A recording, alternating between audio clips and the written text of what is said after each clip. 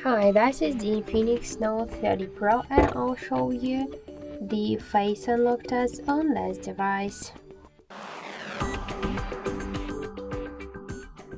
So I just set up my face recognition and now I'll make a couple of tries to unlock the device with my face and we'll see how fast this option is and does it works. So let's start.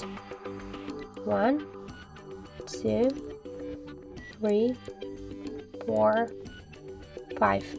So as we could see, the face unlock works here just so fast and correct, and we just unlocked the device successfully without any problems. Just in 1 second I just unlocked the device. So simple. So as you could see, that's how it looks. Thank you for watching, and if you find this video helpful, leave thumbs up and subscribe.